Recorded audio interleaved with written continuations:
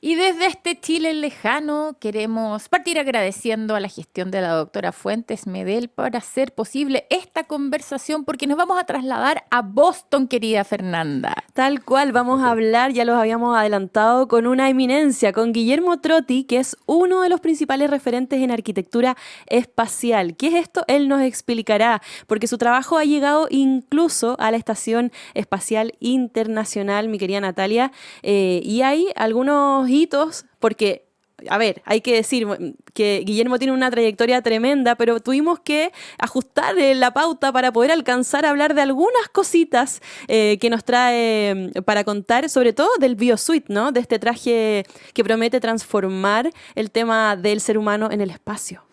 Él ha desarrollado junto a su esposa, la científica Dava Newman, exdirectora adjunta de la NASA, este traje que de alguna manera nos va a llevar a la Luna, a Marte, posibilitándonos el movimiento y una serie de otras acciones que hoy día no se podrían. Así es, así que Guillermo, te damos la bienvenida. ¿Cómo estás? Muy bien, muchas gracias por la invitación. Así que estoy muy contento de poder participar en algo en Chile, en Sudamérica y apoyando a toda Latinoamérica. A ti, pues argentino, ¿no? Sí, yo soy argentino, criado en Buenos Aires y Buenísimo, vecino.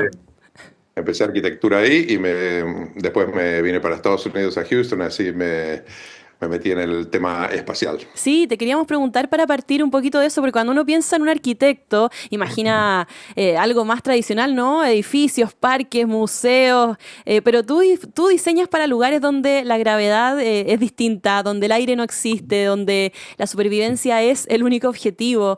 Por eso, para quienes están escuchando por primera vez esta entrevista, ¿qué significa exactamente ser un arquitecto espacial, Guillermo? Bueno, yo me considero arquitecto, no solo arquitecto espacial. Claro. O sea, hay una cantidad de gente que está entrando en el tema, una cantidad de juventud, probablemente hay mucho interés en este campo. Bueno, empiezan con el tema de arquitectos espaciales, pero yo trabajé realmente toda mi vida en el espacio. Desde que era estudiante, mi tesis de undergraduate fue una base lunar y después hice un máster de arquitectura en la Universidad Rice en Houston, donde hice un máster sobre estaciones espaciales, cómo se construye una estación espacial. Y fue justamente eso, el cambio del ambiente, lo que me atrajo a este tema, ¿no? De trabajar sin gravedad. En la estación espacial, por ejemplo, donde realmente nos convertimos en seres voladores. Y después la cuestión de la Luna, ¿no? Que la gravedad es un sexto de la gravedad nuestra, o sea, casi menos de un 20% del peso nuestro lo llevamos, por lo tanto podemos saltar mucho más alto, podemos movernos mucho más rápido y diferentes cosas, o sea, físicas, ¿no? Cambios físicos. Así que todo eso fue para mí un magneto, te diría, de decir, me encantaría trabajar en eso cuando era estudiante y bueno, finalmente lo logré con estas tesis. Y después estuve trabajando realmente toda mi vida en mis empresas sobre temas espaciales, ¿no? O sea, pero también he hecho arquitectura, o sea, me dedico a las dos cosas, me he dedicado a las dos cosas y haciendo también diseño industrial, porque la arquitectura espacial realmente es de tan detallada que realmente se transforma hasta, eso es como una fusión entre el diseño arquitectónico y el diseño industrial a ese nivel, ¿no? Y entonces, así fue realmente el comienzo y lo que me cambió realmente la vida. Y yo venía de una familia de arquitectos, soy la cuarta generación de arquitectos Ah, argentinos. mira. O sea, mi bisabuelo empezó una empresa a principios del 1900 y que después llegó a manos de mi padre. Yo me suponía que venía a estudiar a Estados Unidos y volver a la empresa, pero nunca volví por la cuestión espacial, así que me perdí en el espacio. Claro. Perdido en Maravilloso, el espacio. una oportunidad para el planeta. Los trajes espaciales suelen ser pesados, ¿verdad? Rígidos. Uno ve en las películas que el astronauta para mover un dedo tiene que Sí, correr exacto, ¿no? casi una maratón. Cuéntame una cosa, ¿eso es lo que te motiva a la creación del BioSuite, proyecto que desarrollas junto a tu señora Dava Newman? Sí, o sea, nosotros llamamos al traje espacial de hoy como la nave espacial más chica o sea, que se ha construido. Tal cual. ¿Por qué? Porque uno puede vivir ahí adentro durante 8 horas y en 8 horas tenemos que comer, tenemos que tomar agua, tenemos que ir al baño, tenemos que hacer o sea, o sea, vivimos dentro de ese ambiente 8 horas mínimo, ¿no? O sea, no mínimo, máximo. Y la cuestión es que si han visto los trajes espaciales del Apolo, cuando los astronautas caminaban a la Luna, estaban como saltando. ¿Por qué? Porque no podían flexionar las rodillas realmente. Porque el traje espacial de ahora tiene presión interna y es muy difícil moverse dentro de ello. Es como un globo inflado donde realmente es todas las partes donde hay flexión son muy duras. Uno está trabajando siempre en contra.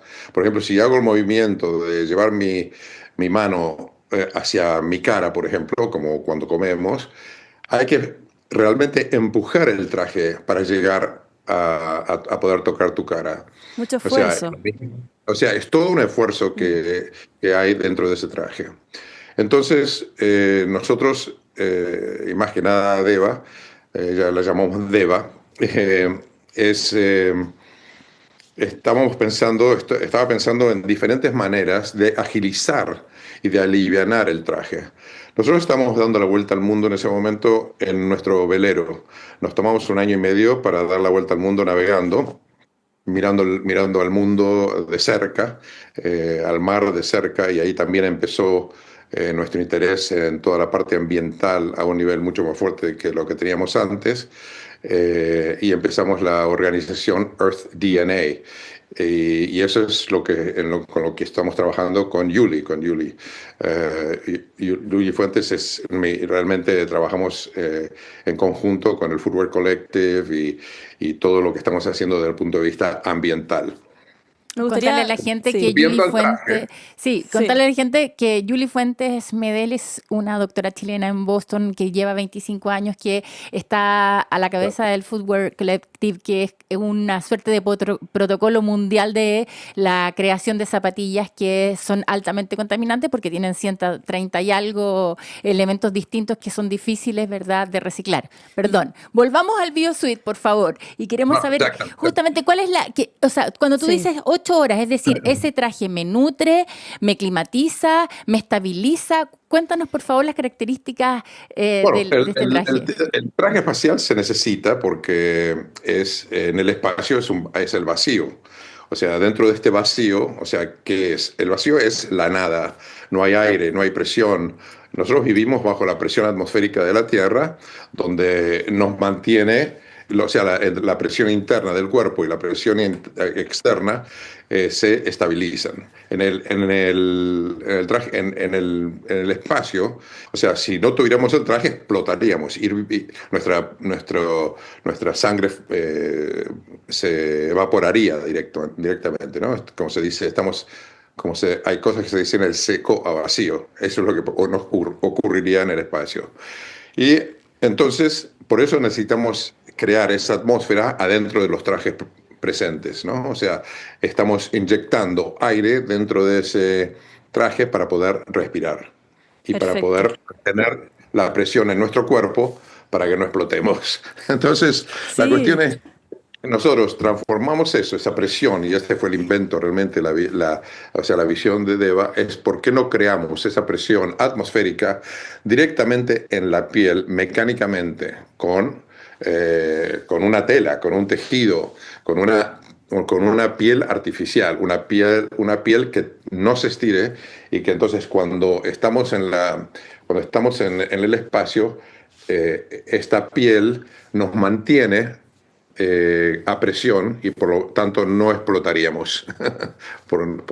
O sea, entonces la cuestión es, el, la presión atmosférica se produce mecánicamente, es la base teórica, o sea, la tesis de este traje. Y después, entonces, por ejemplo, envolvemos, ¿cómo se llama? En film, ¿no? En un film como esto que usamos nosotros en las heladeras y para guardar Alusa comida. Plus. A luz a plazo, uno de esos. Entonces, es básicamente lo que estamos haciendo con el cuerpo. Pero eso te quedarías duro, porque entonces también en las articulaciones no, pues no podríamos mover.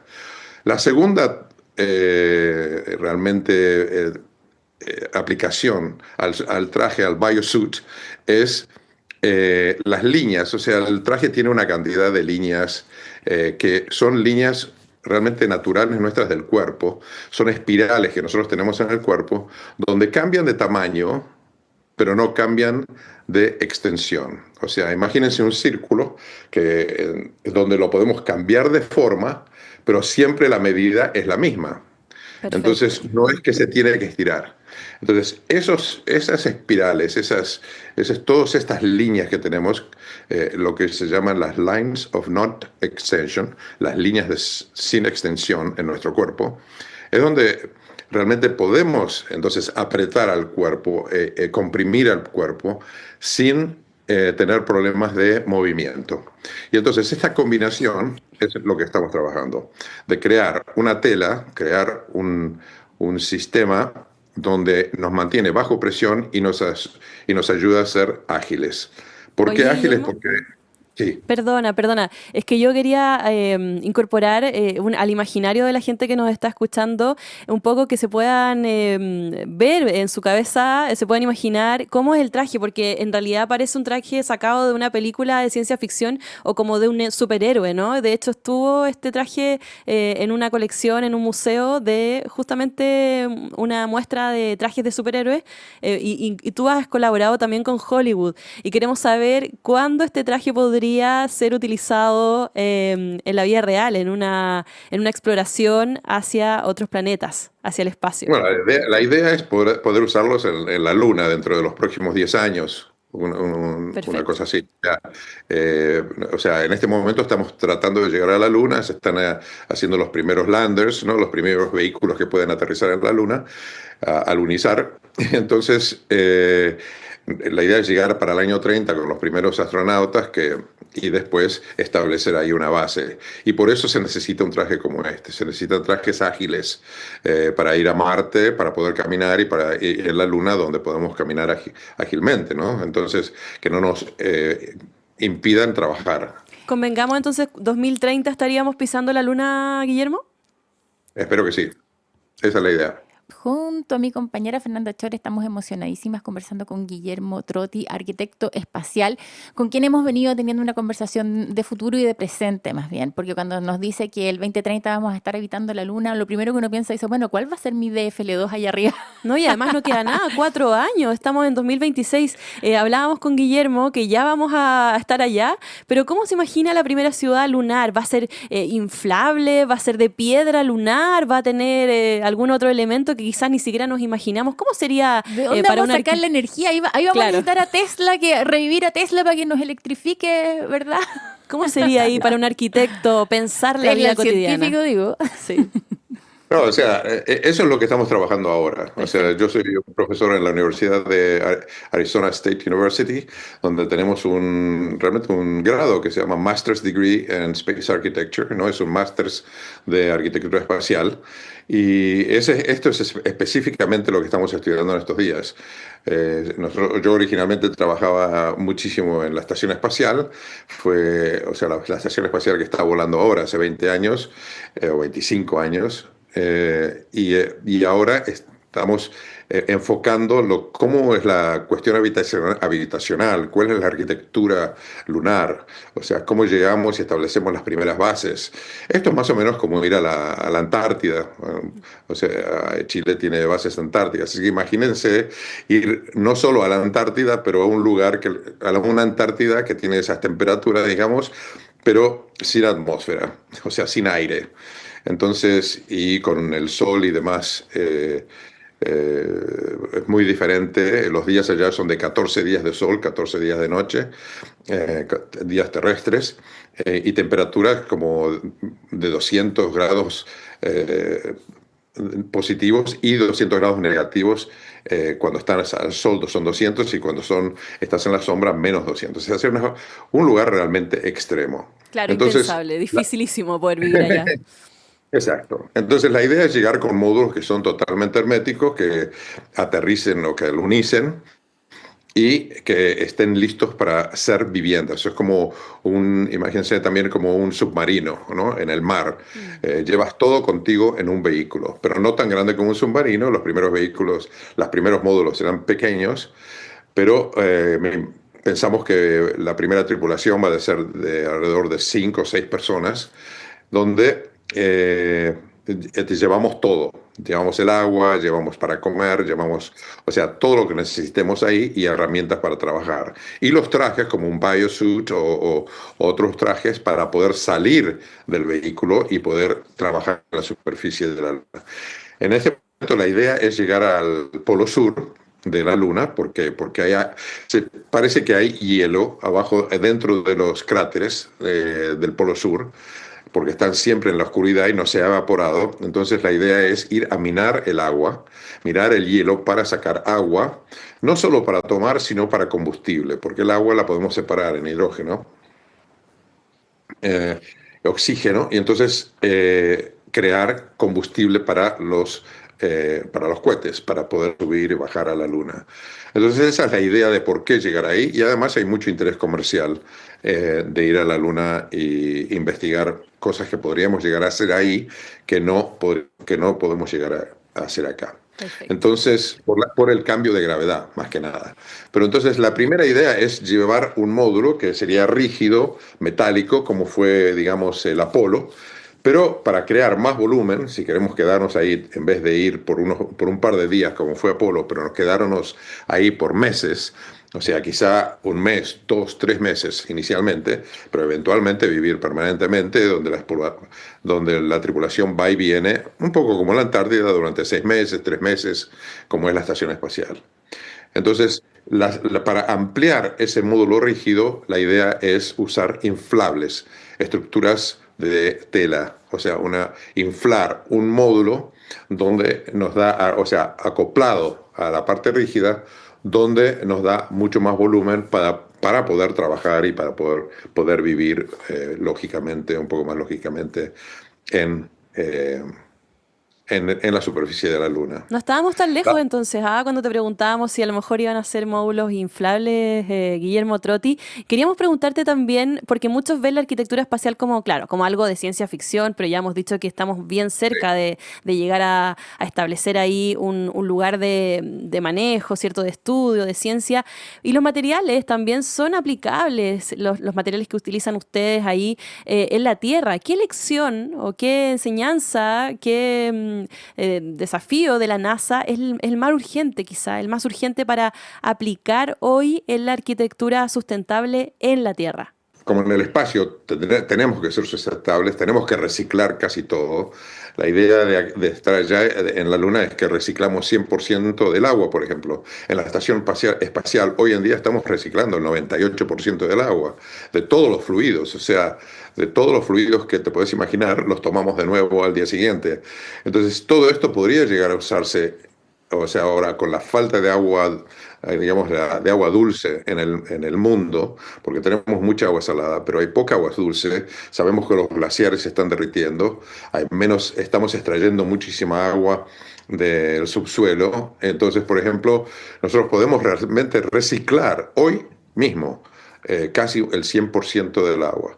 Y después la otra es, unas cosas como estamos trabajando en EarthDNA con Julie y demás, es cómo reciclamos todos los materiales de la Tierra, o sea, sean plásticos, sean metales, sean vidrios, sea lo que sea, realmente aprender a reciclar todo lo que hacemos, todo lo que construimos, estas computadoras que estamos hablando, cómo reciclamos el 100% de esta computadora para usar el metal, para usar sus plásticos, para usar sus vidrios de nuevo, por ejemplo. Lo mismo es lo que estamos haciendo la idea en la Luna, porque todo lo que llevamos a la Luna cuesta miles y miles de dólares por gramo. Entonces, no lo podemos desperdiciar. La idea es que vamos a reciclar 100% de los metales, de los vidrios, de los plásticos en el espacio, o sea, en la Luna. Entonces, son dos cosas. No hacemos basura porque eliminamos la cantidad de basura que nosotros estamos poniendo en el mundo, no solo sobre tierra en montañas de basura, sino que en el mar. O sea, que los plásticos flotan, llegan a todas las costas del mundo. O sea, eso es lo que vimos navegando Me imagino. alrededor del mundo, que fue una de las razones que nos realmente inició con Deva a hacer algo por la Tierra, porque ahí tuvimos como un enlightenment que siempre estuvimos los dos en el espacio, mirando hacia el futuro, mirando a Marte, mirando a la Luna, pero no estamos mirando cómo esto va a realmente dedicarnos a ayudar a la Tierra. Y así se creó Earth DNA y el Footwork Collective. Entonces, la idea es realmente cómo aprendemos, cómo tenemos este futuro, y esto es para la juventud que está escuchando. O sea, Eso, tenemos que cambiar eso. radicalmente en la manera que nosotros estamos viviendo y usando el mundo. Tenemos que cambiar nuestra mentalidad. Y realmente todo el mundo habla de sacrificio. No es sacrificio, es realmente hacer las cosas diferentes, de crear tecnologías nuevas. O sea, hay un mundo de invención en este momento que es extraordinario. Estamos viviendo como en un renacimiento técnico de nuevo razonamiento, de cómo nosotros vivimos diariamente. Y entonces es parte de cómo nosotros compramos lo que compramos, tener conciencia de cómo lo vamos a usar y después cómo lo vamos a descartar. Y al comprarlo, saber que es de materiales descartables o materiales que se pueden reciclar, ¿no? Entonces, todo esto está combinado entre el espacio y la Tierra. O sea, nosotros somos humanos. O sea, los humanos vamos a ser humanos aquí, en Marte, en el espacio, en la Luna. Siempre somos el mismo humano, pero tenemos que aprender a tratar a nuestra naturaleza de otra manera. O sea, nosotros somos naturaleza. Nosotros siempre, en el pasado se ha distinguido que nosotros somos el hombre y la naturaleza. No, nosotros somos los humanos que somos naturaleza. Somos todos iguales, o sea, tenemos que realmente aprender a vivir como vive la naturaleza externa a nosotros. Nosotros destruimos donde la mayoría de los animales y plantas crecen y usan sus recursos de una manera que son totalmente invisibles, ¿no? O sea, tenemos millones de años donde hay animales y seres vivientes en esta tierra y no los encontramos en el pasado fuera de sus huesos. Nosotros, Guillermo, el día que desaparezcamos, vamos a encontrar esta arquitectura y Sí, muchas más cosas que hemos hecho en montañas de basura que hemos tal hecho. cual, sí, terrible. Entonces, exacto. ¿cómo eliminamos eso? ¿Cómo Bueno, trabajamos? ¿Cómo la naturaleza que se deshace naturalmente y desaparece? Sí. muchísimas gracias por este relato esperanzador en los tiempos que corren a nivel informativo. Nos dejas motivados.